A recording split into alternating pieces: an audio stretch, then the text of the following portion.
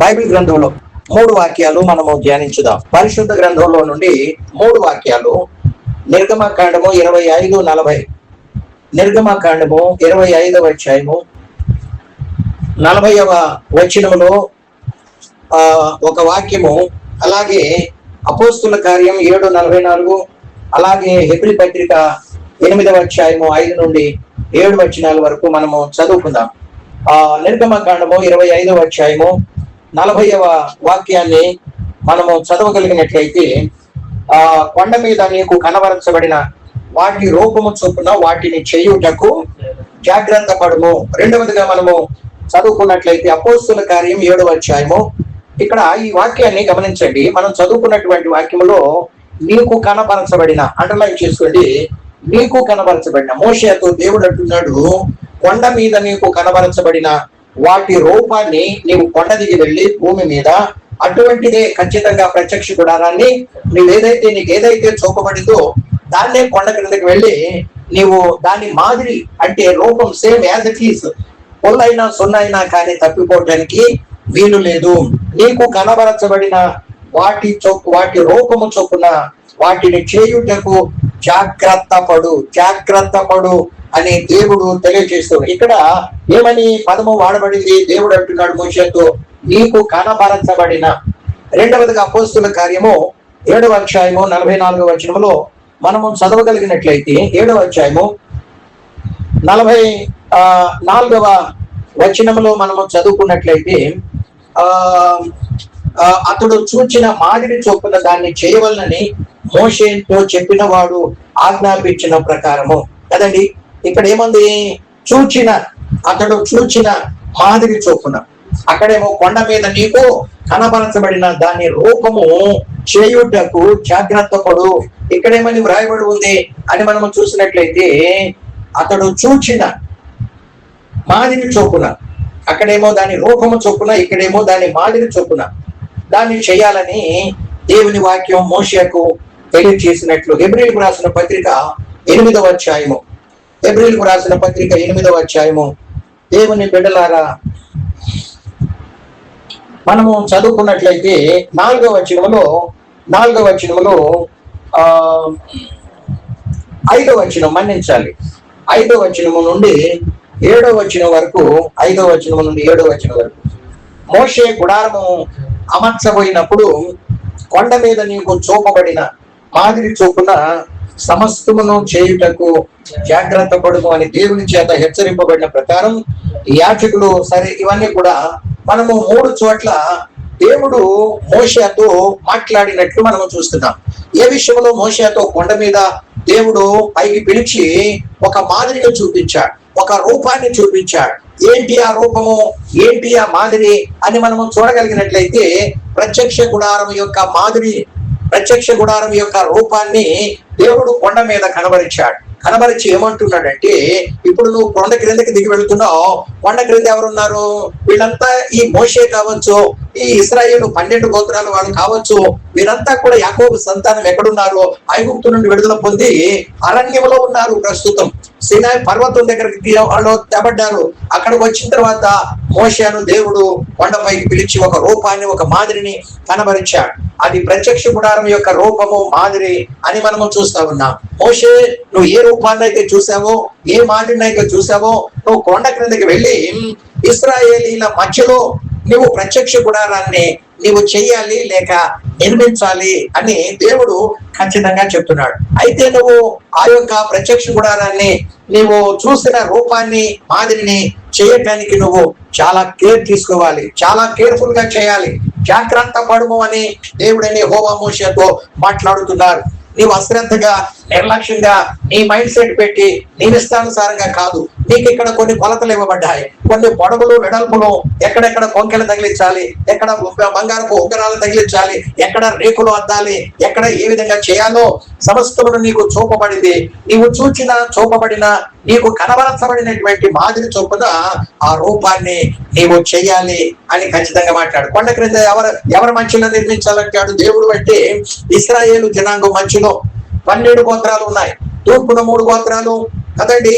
మరి పడమట 3 గోత్రాలు, ఉత్తరాన 3 గోత్రాలు, మరి అలాగే దక్షిణాన 3 గోత్రాలు, 12 గోత్రాలు మధ్యలో 4 దిక్కుల 4x3 12 గోత్రాల మధ్యలో ప్రత్యక్ష గుడారాన్ని కనుక నీవు ఏర్పరిచినట్లయితే నేను వారి మధ్యలో వచ్చి నివాసం చేస్తాను. నేను వారి మధ్యలో, కదండి. గత వారం మనం ఏమని చెప్పుకున్నామంటే ఈ ప్రత్యక్ష గుడారం దేనికి సూచన అంటే 2 రకాలని మనం చెప్పుకున్నాం. ఈ ప్రత్యక్ష గుడారం దేనికి సూచన? 2 రకాలైన వాటికి. అంటే ఒకటి పరలోకములు అంటే నూతన యెరూషలేము పట్టణానికి సూచన. రెండవదిగా దేవుని సంఘానికి సూచన. ప్రత్యక్ష గుడారం దేనికి సూచన చెప్పండి? ఒకటేమో నూతన యెరూషలేము పట్టణానికి, రెండవదిగా భూలోకములో ఉన్నటువంటి దేవుని యొక్క సంఘానికి సూచనగా మనము చూస్తా ఉంటూ ఉన్నాం. దేవునికి స్తోత్రం. దేవుడు మోషేకు చూపించాడు, చూచిన దాన్ని, బయలుపరిచిన దాన్ని, ఆ రూపాన్ని, ఆ మాదిరిని నువ్వు చేయటానికి జాగ్రత్త పడాలి అని దేవుడు మాట్లాడినట్లు మనము చూస్తూ ఉంటూ ఉన్నాం. దేవుని బిడ్డలారా, మోషే ఐగుప్తులో ఉన్నంత కాలం మోషేకు ప్రత్యక్ష గుడారం యొక్క రూపము గాని మాదిరి గాని చేయమని ఆయనకు దేవుడు బయలుపరచలేదు. అర్థమవుతుందండి? దేవుడు మోషే ఐగుప్తులో ఉన్నంత కాలం ప్రత్యక్ష గుడారం యొక్క మాదిరిని, ప్రత్యక్ష గుడారం యొక్క రూపాన్ని దేవుడు మోషేకు కనబరచలేదు. ఎప్పుడైతే ఐగుప్తుని విడిచి, లోకాన్ని విడిచి, పాపాన్ని విడిచి అరణ్యము అంటే దేవుని సన్నిధి, అరణ్యములోనే దేవుని ప్రత్యక్షతలో, అరణ్యములోనే దైవ సాన్నిధ్యం అనుభవించడం, అరణ్యములోనే ఆత్మీయ అనుభవాలు. కాబట్టి నిశ్చయముగా దేవుడు మోషేను అరణ్యములోనికి తీసుకొచ్చిన తర్వాత మాత్రమే ప్రత్యక్ష గుడారాన్ని ఆయన కనబరిచినట్లు పరిశుద్ధ గ్రంథంలో మనము చూస్తూ ఉంటూ ఉన్నాం. దేవునికి మహిమ కలుగును గాక. ఐగుప్తులో ఉన్నంత కాలం ఆయనకు ఎటువంటి ప్రత్యక్షతలు లేవు, ఎటువంటి దర్శనాలు లేవు, ఎటువంటి దేవుడు ఎటువంటి రూపాన్ని కానీ మాదిరిని కానీ చేయమని బయలుపరచలేదు. కానీ అరణ్యంలోనికి తీసుకుని వచ్చిన తర్వాత కొండ మీద ఉండి ఆయన పైకి పిలిచి అక్కడ మాత్రమే సమస్తమును ప్రత్యక్షతలు బయలుపరిచినట్లు మనము పరిశుద్ధ గ్రంథంలో చదువుకుంటా వస్తూ ఉన్నాం. దేవునికి మహిమ కలుగును గాక. దేవుని జనాంగమా, ఈ ప్రత్యక్ష గుడారము ఎన్ని రకాలుగా పోల్చొచ్చు అని మనము చెప్పుకున్నాం. ఎన్ని రకాలుగా మనకు మాదిరి కనబడుతుంది అని మనము చూసినట్లయితే, ఒకటి చెప్పండి, నూతన యెరూషలేము పట్టణానికి సూచన. నంబర్ 2, భూలోకములో ఉన్నటువంటి దేవుని సంఘానికి సూచన. కదండి. నూతన యెరూషలేము పట్టణానికి వచ్చి గత వారం మనం విస్తరించి చాలా వరకు మాట్లాడుకున్నాం కదండి. ఈ నూతన యెరూషలేము పట్టణానికి వచ్చి గత వారంలో మనము బహుగా విస్తరించి మాట్లాడుకున్నాం. ఆత్మదేవుడు అనేకమైనటువంటి సత్యాలు గత వారం మనకు బయలుపరిచాడు. అయితే విషయం ఏంటి అంటే, గత వారం నేను అడిగాను, నూతన యెరూషలేము పట్టణం కట్టబడిందా అని అంటే యేసుబాబు అన్నాడు కట్టబడుతుంది అన్నాడు కదండి. బట్ ఎందుకు చెప్తున్నాము అంటే, దేవుని జనాంగమా, దేవుని పిల్లలారా, దేవుని ప్రజలారా, దేవుని సంతానమై ఉన్నటువంటి దేవుని జనాంగముగా పిలువబడుతున్న వారులారా, నిశ్చయముగా నూతన యెరూషలేము పట్టణం ఈ పరలోకానికి ఉన్న ఆకాశాలకి అతీతంగా దేవుడు ఎక్కడో ఒక స్థలములో ఆ నూతన యెరూషలేము పట్టణాన్ని ఆల్రెడీ కట్టాడు అని మనం చెప్పుకున్నాం. ఎప్పుడు కట్టాడో కూడా గత వారం చెప్పుకున్నాం. ఎప్పుడు కట్టాడు? యేసు ప్రభు చనిపోయి సమాధి చేయబడి 3వ దినాన మృత్యుంజయుడై తిరిగి లేచి మరియకు ప్రత్యక్షమయ్యాడు.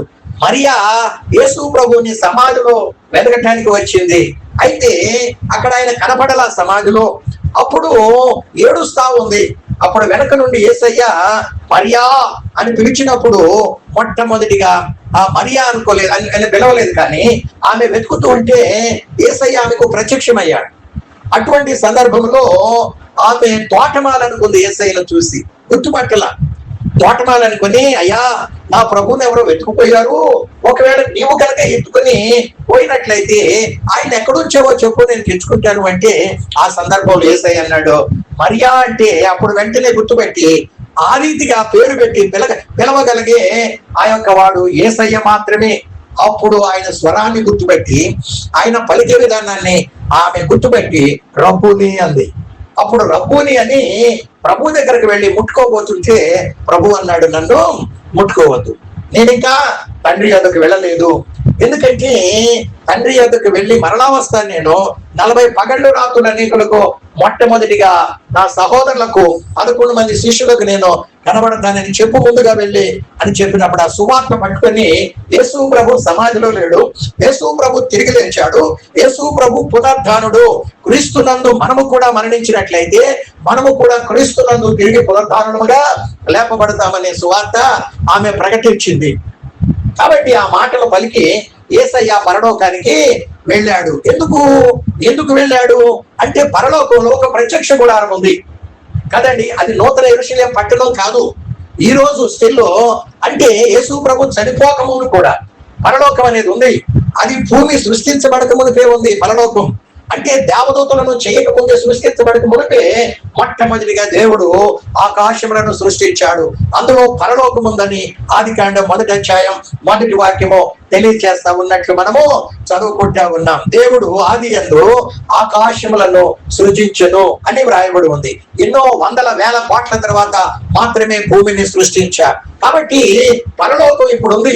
ఈ పరలోకం రాబోయే దినాల్లో అతి త్వరలోనే కాల్చివేయబడటానికి కూడా సిద్ధంగా ఉంది. అగ్ని కొరకు కాల్చబడటానికి సిద్ధంగా నిల్వ చేయబడినదై ఉన్నదని 2వ పేతురు పత్రిక 3:10 మనము చదువుకుంటా ఉన్నాం. దేవునికి మహిమ కలుగును గాక. దేవునికి స్తోత్రాలు. యేసయ్య పరలోకానికి ఎందుకు వెళ్ళాడు? పరలోకంలో ఒక ప్రత్యక్ష గుడారం ఉంది. ఆ ప్రత్యక్ష గుడారం 3 భాగాలుగా ఉంటుంది. ఒకటి ప్రాకారము, ఒకటి అంటే బలిపీఠం, పరిశుద్ధ స్థలం, అతి పరిశుద్ధ స్థలం. 3 భాగాలుగా అక్కడ అంటే త్రియేక దేవునికి సూచన. మానవుడు కూడా త్రిత్వమే, అలాగే సాతాను కూడా త్రిత్వమే, అలాగే దేవుని బిడ్డలారా ఆకాశములు కూడా 3.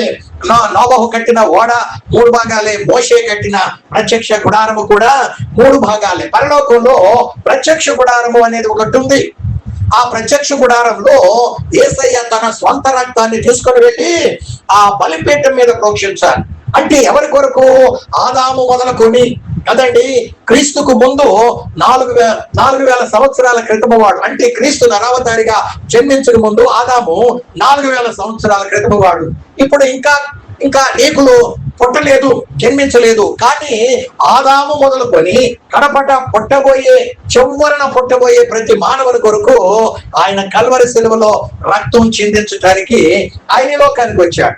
ఇప్పుడు ఆయన చిందించినటువంటి సొంత రక్తం, స్వరక్తము చేపట్టుకొని ఆయన పరలోకములో ఉన్నటువంటి ప్రత్యక్ష గుడారములో ఆయన అక్కడ అప్లై చేయటానికి, అంటే ప్రతి మానవుని కొరకు అప్లై చేయటానికి పరలోకానికి ఆరోహణమై వెళ్ళినట్లు మనము చూస్తూ ఉంటున్నాం. నేను అనుకుంటాను ఖచ్చితంగా ఆ సందర్భంలోనే నూతన యెరూషలేము పట్టణాన్ని కట్టి ఆయన భూలోకానికి వచ్చి 40 పగళ్ళు రాత్రుల అనేకులకు సంజీవుడిగా కనబరుచుకొని పర్మనెంట్ గా పరలోకానికి ఆరోహణమై వెళ్ళాడు. గత వారం మనం చెప్పుకున్నాం, సతీష్ కుమారు ఆ టెంపుల్ చర్చి మందిరం కట్టడానికి 52 రోజులు పట్టింది అని మనం చెప్పుకున్నాం.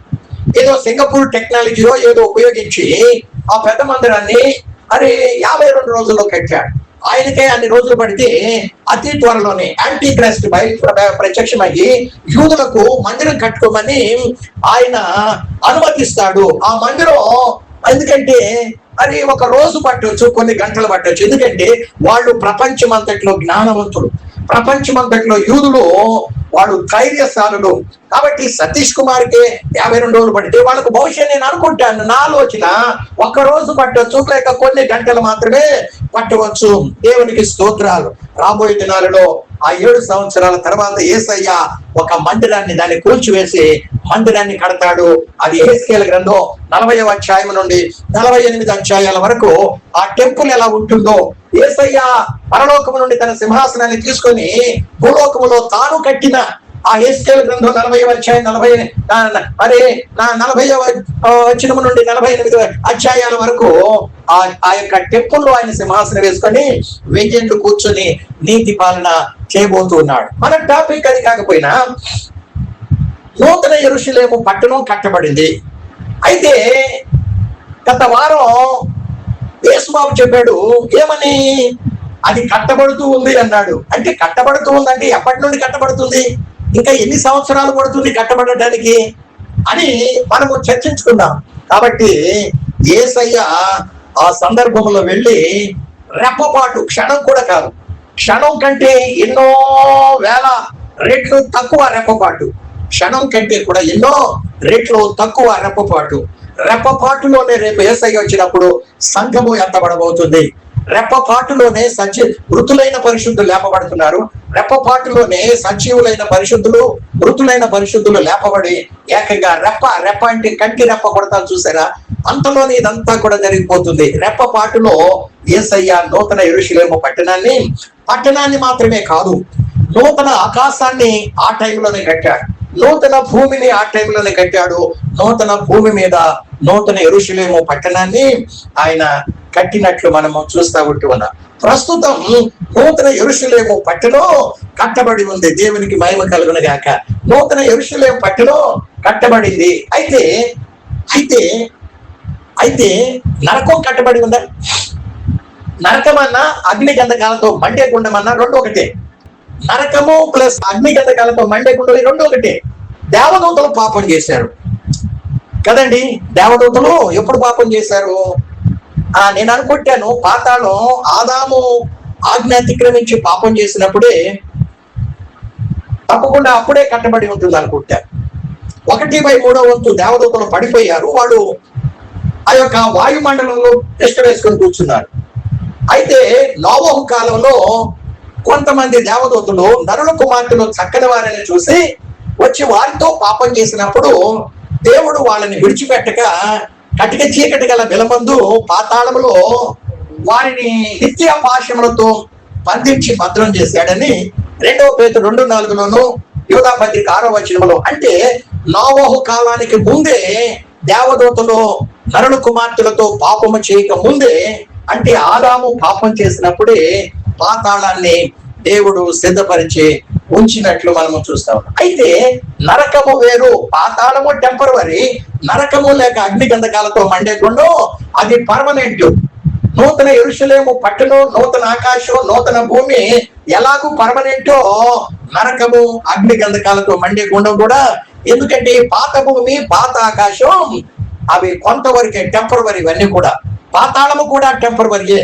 మీరు ప్రకటన గ్రంథం 20వ అధ్యాయం 15వ వచనం నుండి క్రింది భాగంలో చూస్తే మీరు అక్కడ పాతాళము కూడా తీసుకొచ్చి నరకంలో వేస్తాడని ఉంది. పాతాళము తనలో ఉన్న పాపులను దేవుని సింహాసనం ఎదుటికి అప్పగిస్తుంది అని చెప్పాం. పాతాళము తనలో ఉన్న మృతులను అప్పగిస్తుంది, సముద్రం తనలో ఉన్న మృతులను అప్పగిస్తుంది. అయితే పాతాళము కూడా అగ్ని గంధకాలతో మండే గుండంలో కలపబడుతుంది, వేయబడుతుంది అన్నమాట. అయితే నరకం ఎప్పుడు సృష్టించబడింది అంటే ఖచ్చితంగా ఎప్పుడు అంటే నరకము కూడా లేక అగ్ని గంధకాలతో మండే గుండం కూడా ఆ నూతన ఆకాశం, నూతన భూమి, అందులో నూతన యెరూషలేము పట్టణం కట్టబడినప్పుడే అది కూడా కట్టబడి ఉంటుంది అని నా యొక్క అంచనా. దేవునికి స్తోత్రాలు. ఇప్పుడు నూతన భూమి మీద అగ్నిగుండం కానీ లేకుంటే నరకం కానీ కట్టబడదు. దానికి వెలుపట్టు ఉంటుంది. అర్థమవుతుందండి? నరకం అనేది లేక అగ్ని గంధకాలతో మండే గుండం ఎక్కడ ఉంటుంది? క్రొత్త భూమితో సంబంధం లేదు, అది వెలుపట్ట కట్టబడి ఉంటుంది. ఎందుకంటే పాతాళానికి కూడా ఇప్పుడున్న భూమితో సంబంధం లేదు. భూమికి వెలుపట్ట అంటే భూమి క్రింద పాతాళము కట్టబడి ఉంది. ఎందుకంటే నూతన భూమి మీద మరి ఆ యొక్క నరకానికి ఎటువంటి అనుమతి లేదు అని. ఈ విషయాలన్నీ కూడా డెప్త్ గా వెళ్ళాలి, లోతుగా వెళ్ళాలి. మన సబ్జెక్టు అది కాదు. మనము కొన్ని సందర్భాల్లో ఆ టాపిక్ వచ్చినప్పుడు చెప్పుకుందాం. దేవునికి మహిమ కలుగును గాక. ఏదేమైనప్పటికీ దేవుని జనాంగమా ఆల్రెడీ నూతన యెరూషలేము పట్టణం కట్టబడి ఉంది. అయితే కొండ మీదకి మోషేను దేవుడు పైకి పిలిచాడు, ప్రత్యక్ష గుడారాన్ని చూపించాడు. దాని రూపాన్ని, దాని మాదిరిని నువ్వు క్రిందికి వెళ్ళి ఇశ్రాయేలు 12 గోత్రాల మధ్యలో అరణ్యములో నీవు దాన్ని చేయుటకు జాగ్రత్త పడమన్నాడు. దాన్ని చేయాలంటే ఏం చేయాలి? మోషేకు చూపించాడు. దాన్ని చూడాలి. చూడకుండా ఎవరు కూడా దాని ప్రకారం చేయలేరు. దాని మాదిరిని చూపించాడు, దాని రూపాన్ని చూపించాడు. ఇప్పుడు చూచాడు. మనము చదువుకున్నాం అపోస్తల కార్యం 7:44లో. ఆయన చూచాడు, ఆయన కనబరిచాడు. కాబట్టి నీకు కనబరిచిన విధముగా, నీకు బయలుపరిచిన విధముగా నీవు దాని మాదిరిని, దాని రూపాన్ని చేయడానికి జాగ్రత్త పడమని దేవుడు తెలియజేసినట్లు మనము చూస్తూ ఉంటూ ఉన్నాం. దేవునికి స్తోత్రం. కాబట్టి ఏదైనా మనము చేయాలంటే దాన్ని చూడాలంటే మనకు చూపబడాలి, కనబరచబడాలి, బయలుపరచబడాలి కదండి. దేవుడు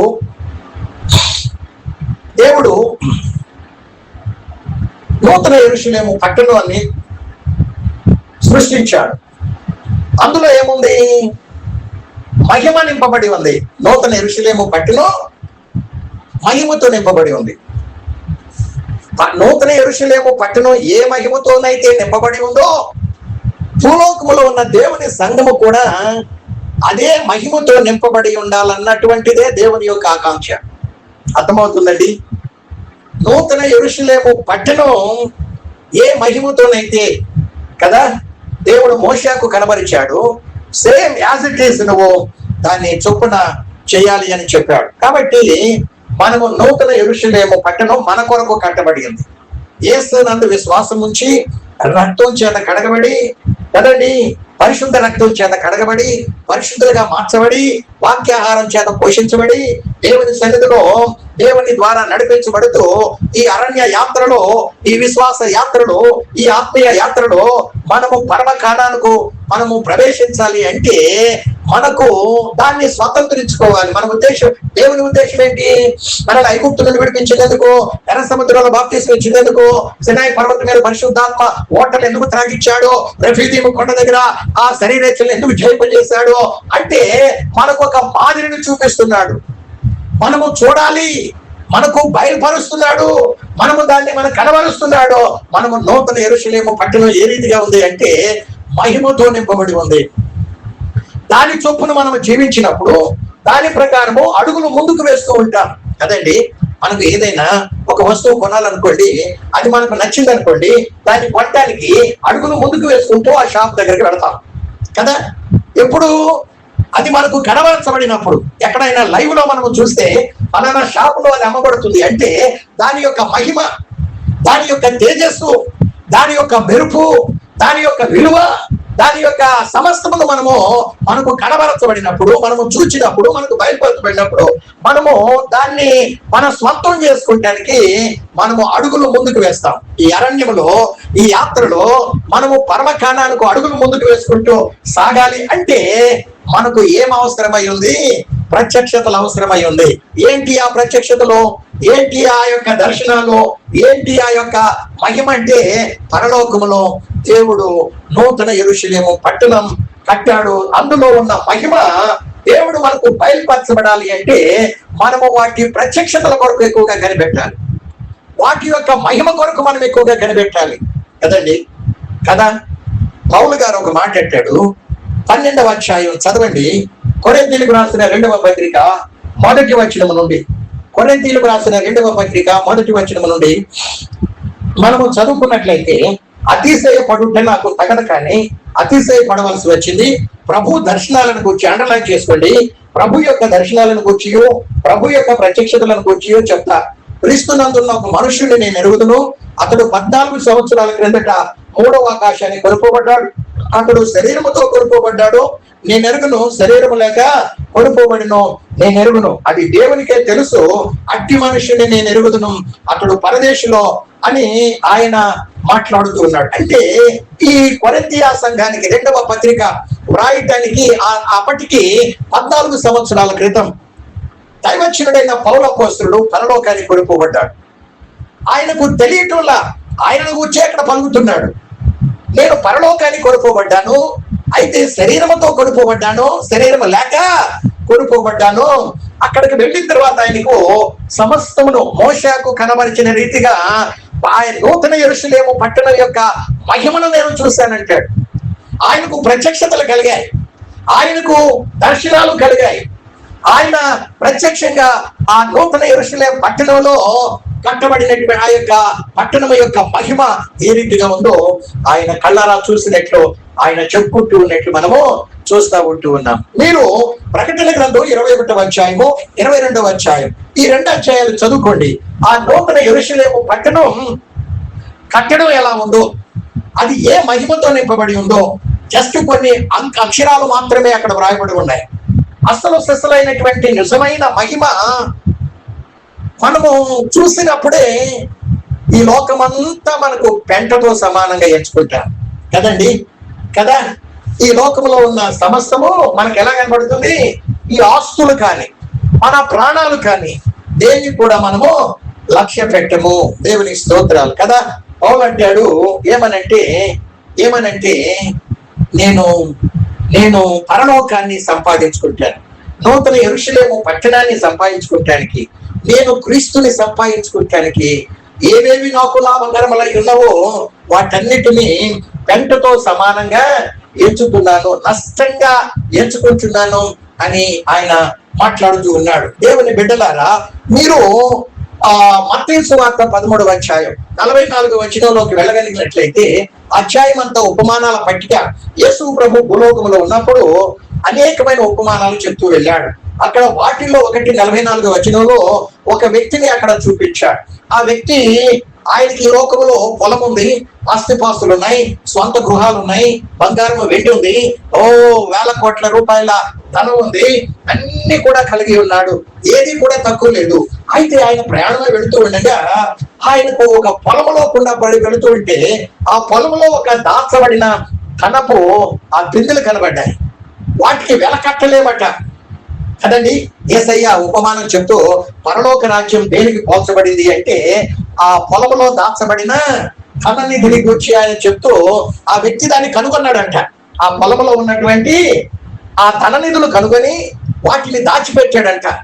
అది నాకు మాత్రమే చెందాలని కనుగొని దాచిపెట్టి ఇంటికి వచ్చి ఆయనకున్నటువంటి బ్యాంక్ బ్యాలెన్స్, ఆయనకున్నటువంటి ఆ యొక్క పొలము, ఆయనకున్నటువంటి సమస్తము ఇల్లు, బంగారు, వెండి అంతయు కూడా అమ్మి ఆ యొక్క పొలంలో దాచిపెట్టిన ధననిధిని కొనుక్కున్నాడని మనము చూస్తా ఉన్నాం. దేవుని బిడ్డ, నూతన యెరూషలేము పట్టణం, అందులో మన కొరకు దాచబడిన మహిమ, అది మనకి ఇవ్వడానికి దాన్ని ఆయన మనకు ఇవ్వాలి అంటే మనము ఈ లోకము సమస్తమును ఏం చేయాలి? దాన్ని పెంటతో సమానంగా ఎంచి నష్టపరుచుకోవాలి. కాబట్టి మనము దాని యొక్క విలువను గుర్తించాలి. ఆ నూతన యెరూషలేము పట్టణం, దాని యొక్క విలువ, అందులో ఉన్న మహిమను మనకి ఇవ్వాలని దేవుడు ఇంతగా మన కోసం ఆయన త్యాగం చేశాడు. కాబట్టి మనము వాటి మీద దృష్టి పెట్టాలి, వాటి వైపు అడుగులు వేయాలి. అరణ్య యాత్రలో దాన్ని అందుకుంటానికి ప్రయాసపడాలని బైబిల్ గ్రంథం తెలియచేస్తుంది. యేసు ప్రభు భూలోకంలో ఉన్నప్పుడు, నరావతారిగా ఉన్నప్పుడు ఆయన రూపాంతర కొండ మీదకి వెళ్ళి తన మహిమను అక్కడ ఉన్నటువంటి శిష్యులకు, 3 శిష్యులకు కనబడి రూపాంతరం చెందాడు. అక్కడ కొండ మీద ప్రార్థన చేసుకుంటా వచ్చి మోషే ఎలియాలు వచ్చి యేసు ప్రభుతో మాట్లాడటం ఆ 3 శిష్యులు చూశారు కదండి. ఆయన ముఖం ఎలా ఉందంటే తెల్లని వెలుగుతో, మహిమతో తగదగలాడుతూ ఉందట. ఆ సందర్భంలో వాళ్ళకి ఏమున్నాయి? అక్కడ ప్రత్యక్షతలు ఉన్నాయి, దైవ ప్రత్యక్షతలు ఉన్నాయి, పరలోక ప్రత్యక్షతలు, పరలోక మహిమను చూస్తున్నారు. వారికి పరలోక దర్శనాలు ఉన్నాయి ఆ 3 శిష్యులకు. కాబట్టి పేతురు ఏమంటున్నాడు? పేతురుకి భార్య లేదా? ఉంది, పెర్పెక్టివ్ ఆమె పేరు. కుమార్తె లేదా? ఉంది, పెట్రోలియం ఆమె పేరు. పిల్లలు లేదా? సొంత ధోనిలు లేవా? పొలం లేవా? వ్యాపారం లేదా? ఉన్నాయి. కానీ భార్య పిల్లల సంగతి పట్టదా అంటే ఆయనకు పట్టటంలో ఎందుకని? అంతకు ముందు పట్టేది. కానీ ఎప్పుడైతే కొండ మీద ఆయనకు బయలుపరచబడినటువంటి ఆ ప్రత్యక్షతలు చూచాడో, ఆయనకు బయలుపరచబడినటువంటి ఆ మహిమను చూచాడో, ఎప్పుడైతే ఆ యొక్క తేజస్సును చూశాడో, వాటి విలువను ఎరిగాడు. కనుకనే ఒక మాట యేసు ప్రభుతో కొండ మీదే పలుకుతున్నాడు. ఏమని పలుకుతున్నాడంటే, వాడు కూడా మనం ఇక్కడే ఉండుట, ఆ భార్య ఏమైపోయిందో, ఆ పిల్లలు ఏమైపోయారో, వ్యాపారం ఏమైపోయిందో, ఆ ఇళ్ళు వాకిళ్ళు ఏమైపోయినాయో, పైన ఏముందండి? కొండ మీద ఏదైనా మనకు కూర్చుంటానికి అనువుగా ఉంటుందా?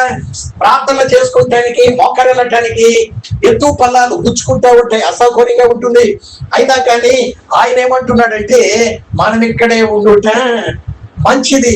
చూస్తారా, దేవుని సన్నిధి అక్కడ ఉంది, దేవుని ప్రత్యక్షతలు అక్కడ ఉన్నాయి, దేవుని యొక్క మహిమ అక్కడ ఉంది, దేవుని తేజస్సును వాళ్ళు చూస్తున్నారు. సమస్తమును కూడా దేవుడు వారికి బయలుపరుస్తూ ఉన్నాడు. మోషేకు కొండ మీదకి పిలిచి సమస్తమును ఏ రీతిగా ప్రత్యక్ష గుడారం యొక్క రూపాన్ని మాదిరిని కనబరిచాడు, బయలుపరిచాడు, ఆ రీతిగానే ఆ ముగ్గురు శిష్యులకు కనబరుస్తూ ఉంటే వారు కూడా మనం ఇక్కడే ఉండుట మంచిది. దాని విలువ తెలిసింది, దాని యొక్క మహిమను చూచాడు. మనం చూడాలి, లోకములో ఉన్న వాటిని కాదు. ఈనాడు పర్యాటకులు సింగపూర్ లో మంచి ఉన్నాయి, మలేషియాలో మంచి ఉన్నాయి, లండన్ లో మంచి ఉన్నాయి, మనము చూడదగిన ప్రదేశాలు. ఈ భౌతిక కన్నులు మొయ్యబడాలి, ఆత్మీయ కన్నులు తెరవబడాలి, మనోనేత్రాలు వెలిగించబడాలి.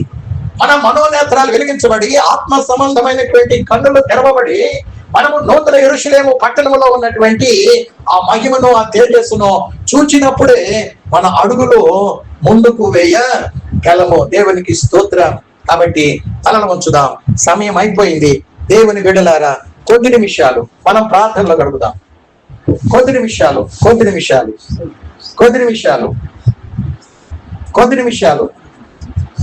అరణ్యంలో యాత్ర చేస్తున్నటువంటి ఆనాటి ఇశ్రాయేలు జనాంగానికి విశేషమైన అనుభవాలు కూడా దేవుడు చూపించటమే కాదు, వాటిని అనుభవింపచేస్తూ వారిని నడిపిస్తూ ఉన్నాడు. వాటిల్లో ఒకటి మన్నా అరణ్యంలోకి వచ్చిన తర్వాతే మన్నా వారికి ఇవ్వబడింది. ఐగుప్తులో మన్నా అనేది ఇవ్వబడలేదు. గొప్ప గొప్ప ధనవంతులకు, ఐగుప్తు రాజైన ఫరోకు కూడా దొరకని మన్నా అరణ్యంలో మాత్రమే దొరుకుతుంది. మన్నా అంటే 3 రకాల మనం చెప్పుకున్నాం. మన్నా అంటే ఒకటి దైవ కృపకు సాదృశ్యం. మన్నా అంటే మన బ్రతుకులను, మన జీవితాలను సరిచేసే దేవుని వాక్యానికి సాదృశ్యం. మన్నా అంటే 3వదిగా పరిశుద్ధతకు సాదృశ్యం. ఈ 3 లేకుండా అంటే అంటే అంటే అంటే మన్నా లేకుండా వారికి బలము చాలదు. అడుగులు ముందుకు వేయాలి, పరమకాలానికి చేరుకోవాలి అంటే, ఆత్మలో బలం కావాలంటే దేవదూతలు తినే మన్నా సరిచేసే మన్నా లేకపోతే ఆత్మీయతలు ఏ ఒక్కరూ కూడా ముందుకు సాగి సతికిలబడిపోతారు. పరిశుద్ధత లేకుంటే అడుగులు ముందుకు సాగవు. కాబట్టి నిశ్చయముగా అట్టి మన్నాను దేవుడిచ్చి పోషించి నడిపిస్తూ ఉన్నాడు. 2వదిగా ప్రత్యక్ష గుడారము దేవుడు మోషే కనబరుస్తున్నాడు. ఐగుప్తులో ఉన్నంత కాలం ఎటువంటి ప్రత్యక్షతలు లేవు, మోషేకు ఎటువంటి దర్శనాలు లేవు, ఎటువంటి మాదిరి కనబరచలేదు. అరణ్యంలోకి వచ్చిన తర్వాత మాత్రమే దేవుడు కొండపైకి పిలిచి ఆయనకు ప్రత్యక్షతలు ఇస్తున్నాడు.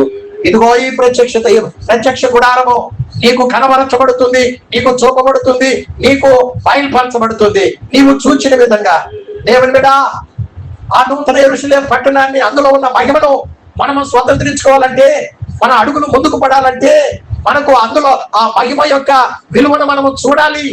చూచినప్పుడే, మనకు బయలుపరచబడినప్పుడే, మనము వాటి విలువను ఎరిగినప్పుడే మనము నిశ్చయముగా అడుగులు ముందుకు వేసి ఆ పరమకాలానికి మనము చేరగలం, దాన్ని స్వతంత్రించుకోగలం.